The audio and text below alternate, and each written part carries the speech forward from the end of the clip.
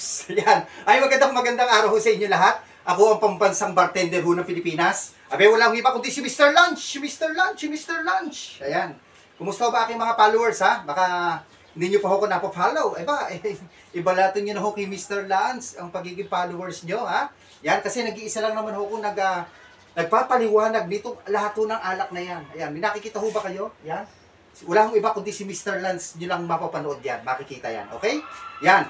At pag ho kayo nag-follow and share, ha? Follow and share. Ito ho. Yan. Ito hong ano. Ito pamimigay ho natin kay Mr. Lance. Ito pamimigay ni Mr. Lance. Follow and share. Basta nag-share lang. Alagay lang pangalan.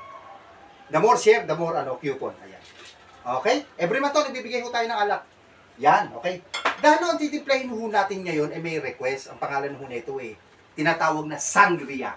Di ba may nabibili hong red wine na nakalagay sangria? Ito iba ho ito na sangria. Hindi ho, may red wine ho ito pero hindi ho red wine na sangria to. Isang uri ho ng mixed drink na ang pangalan ho nito sangria ang pangalan. Okay? Ayan. Kasi ulitin ko, may nabibili hong na red wine sangria. Hindi ho yun.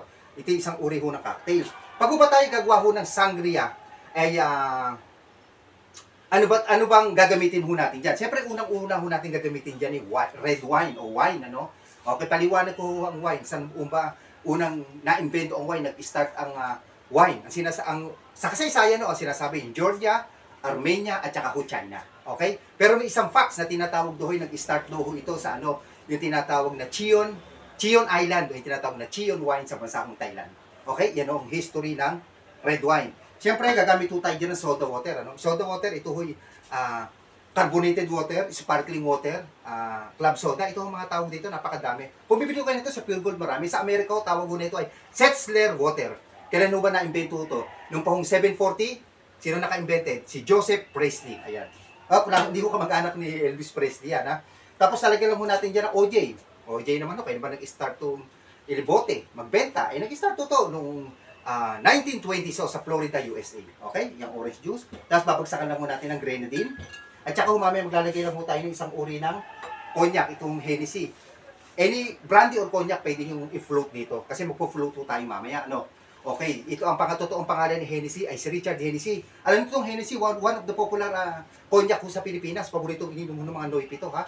Oho, yan. Kailan mo ba nag-start to? 1765. Okay? Ito ho si Hennessy o si Richard Hennessy. Yung totoo niyang pangalan. Okay? Yan. Diyan na lang ho natin. Kukunin natin mamaya. So, mag-start na ho tayo, no? Kung natin red wine kasi hindi pa bukas, ito na lang bukas. Okay? Lagyan ho tayo ng 4 jigger na red wine. Okay? That's enough.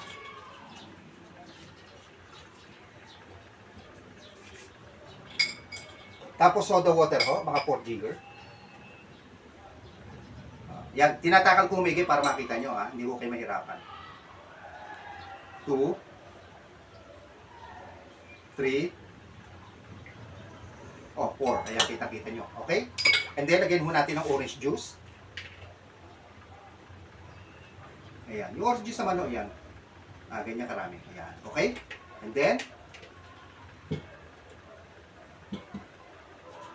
stir lang ho natin. Ayan. Lagyan ho natin ng konting yelo. Mga 2 pieces of ice. Ayan. O 3. Ayan, depende ho sa inyo. Okay, that's enough. And then, lagyan ho natin ng drop of grenadine.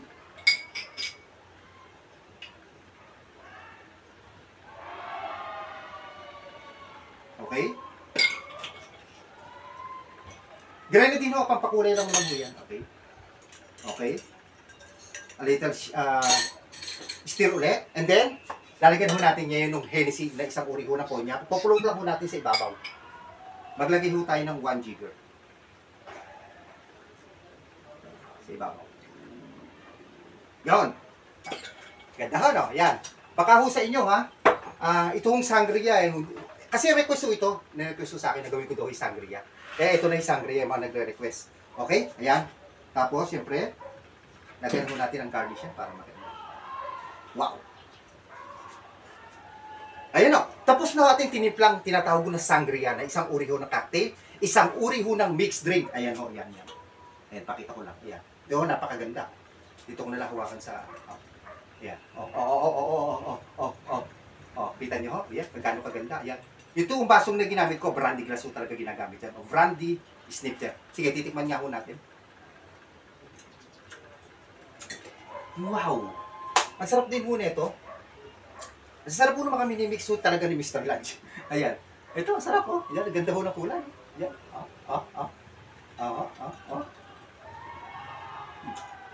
Isa pa. Sarap talaga. Wala ho siyang lasang alak. Wala ho. Hindi nyo malasahan itong cognac or Hennessy na lagay ho natin. Parang nasa usang juices na may konting red wine. Ganun ho. Yun, that's exactly. Tapos may konti na ho para siya kick na yun, yung tinatawag natin cognac. Ganun ho lasa niya. Ano? Pwede nyo try sa bahay ha. Pwede nyo. Gato ko kasi, kung kayo nahihirapan ng magtimpla, panoorin nyo lang ho yung Mr. Lance. O, Dennis Castillo sa pasok ko kayo. Sangria para magtimpla. Ganito pala. Ako ganun ang ginagawa ko sa mga cooking. Pag ako nanonood, hindi ko alam lutuin. O ganun ang ginagawa ko. O pattern. Okay? Ayan. Lahat ho ng mixing drink gagawin ho natin para ho sa inyo. Basta comment down below ha. At i-rate nyo nga ho yung ginagawa ko kung ano masasabi sa ginagawa ko. Ano ho? Yan. At lagi ko sinasabi ha. Drink moderately po tayo ha. Okay? Baka may request ho kayong ibang mixing ha. Comment down below. Marami pa ho tayong gagawin. Okay? Paano? Titrahin ko muna to. Hapon ngayon, masarap po uminom. Mag-iho-iho ko mamaya.